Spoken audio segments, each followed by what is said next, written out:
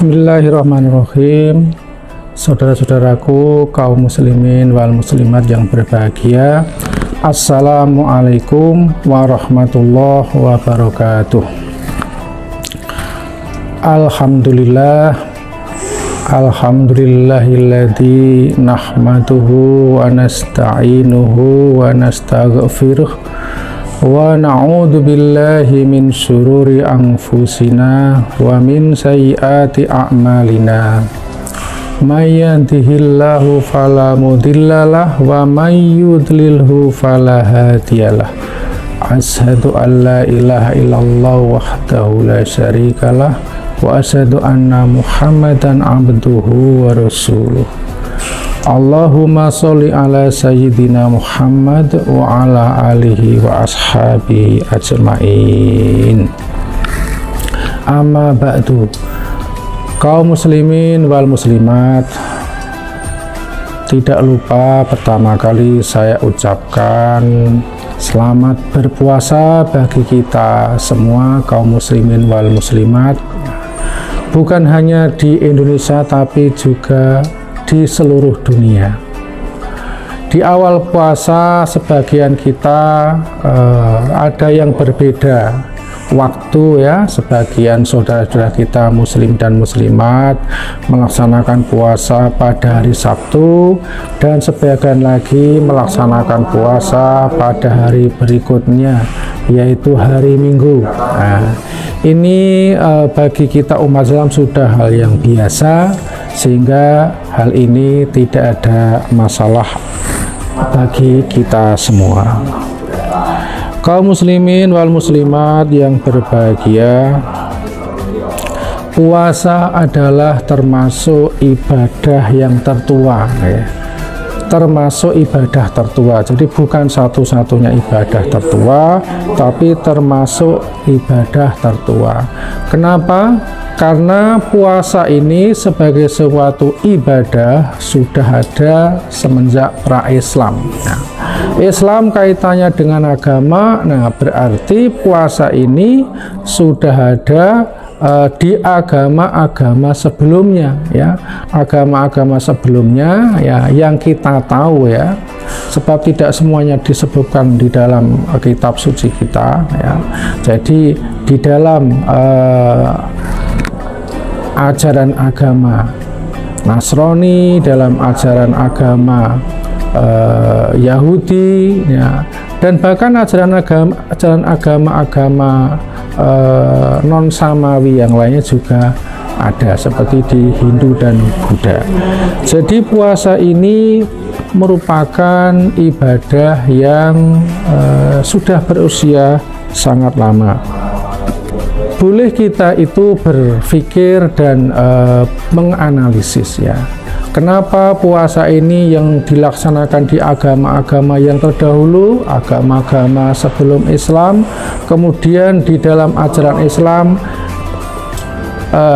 ritual ibadah puasa ini dipertahankan ya, ini tetap ada, diistiqomahkan dan bahasa kita ya. Hal ini sesuai dengan firman Allah dalam surah Al-Baqarah ayat 183, yaitu A'udzubillahi minasyaitonirrajim, Bismillahirrahmanirrahim. Ya ayyuhalladzina amanu kutiba alaikumusiyam kama kutiba alal ladzina min qablikum la'allakum tattaqun. Hai orang-orang yang beriman, kutiba diwajibkan ya, dimaktubkan berarti difardukan ya, atas kalian puasa kama kutiba alal ladzina min qablikum, sebagaimana diwajibkan terhadap umat-umat sebelum kalian. Nah, jadi ini kaitannya dengan puasa ini berarti dulu disyariatkan juga di agama-agama yang terdahulu. Nah, kenapa ini dipertahankan di masa Islam, diistiqomahkan? Nah, ternyata jawabannya ada di akhir ayat, yaitu la'allakum tattaqun, agar kalian menjadi bertakwa atau tetap bertakwa. Takwa adalah akhwal atau kondisi di dalam diri seorang muslim yang ideal, ya. Apakah ada muslim yang tidak takwa? Ya, karena ada yang takwa tentu ada yang tidak takwa. Nah, jadi fungsi puasa adalah sebagai wahana pemeliharaan atau pembinaan takwa.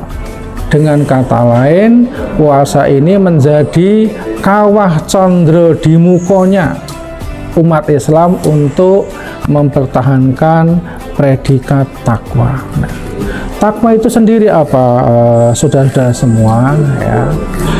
Dalam hemat saya, takwa itu adalah kondisi ideal seorang muslim, ya.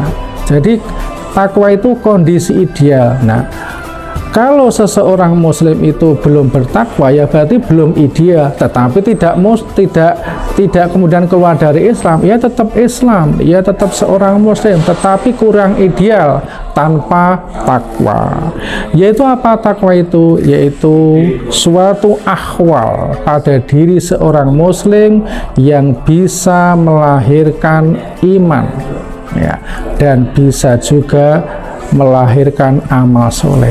Jadi iman dan amal soleh ini adalah sinergis dan simultan, ya. Tanpa iman maka amal soleh itu tidak akan diakui sebagai ibadah. Nah, dan sebaliknya, iman tanpa amal soleh, maka saya katakan tadi, seseorang muslim yang iman tapi tanpa amal soleh atau amal solehnya sangat minimalis, maka ia dikatakan tidak bertakwa atau kurang bertakwa atau ketakwaannya masih rendah. Nah, jadi memang semua itu ada grade-grade-nya, ya. Takwa itu tentu ya ada yang takwanya cukup, ada yang takwanya kurang, ada yang takwanya ideal. Ini mungkin kalau bisa kita ibaratkan seperti itu. Kaum muslimin wal muslimat, pada diri kita itu secara natural dan kodrati. Nah, mungkin tepatnya kita katakan secara kodrati, ya, kodarullah, ya. Secara kodarullah bahwa kita itu diciptakan sebenarnya dalam keadaan ahsan, ya, dalam kondisi yang bagus. Namun sebaliknya nanti kita juga akan bisa menjadi asfal, ya, hina, rendah. Nah, bagaimana kita itu agar tetap ahsan, bagaimana kita itu tidak menjadi asfal? Ternyata instrumen untuk mempertahankan ini adalah takwa. Jadi kaum musliman muslimat semuanya, ini ada benang merah di sini, yakni antara puasa, kemudian takwa, kemudian ahsan, ya. Ahsan berarti kebalikan dari asfal. Jadi secara qadarullah kita itu diciptakan dalam keadaan ahsan, tetapi ketika takwa itu hilang dalam diri umat Islam, maka ia menjadi asfal. Seorang muslim tapi asfal. Kata inilah kondisi yang tentu tidak kita inginkan. Oleh karena itu, untuk mempertahankan ahsan, ya, dengan cara kita itu tetap mengistiqomahkan takwa, maka momentum yang sangat tepat kita gunakan itu adalah yakni bulan Ramadan ini, bulan puasa, sebagai bulan untuk mempertahankan dan mengistiqomahkan takwa agar kita tetap mendapat predikat ahsan. Demikian saudara-saudaraku semuanya, kaum muslimin dan muslimat, uraian singkat dari saya. Kurang lebihnya mohon maaf, mudah-mudahan ada manfaatnya. Akhirul kalam, wallahul muwaffiq ila aqwamit thoriq. Wassalamualaikum warahmatullahi wabarakatuh.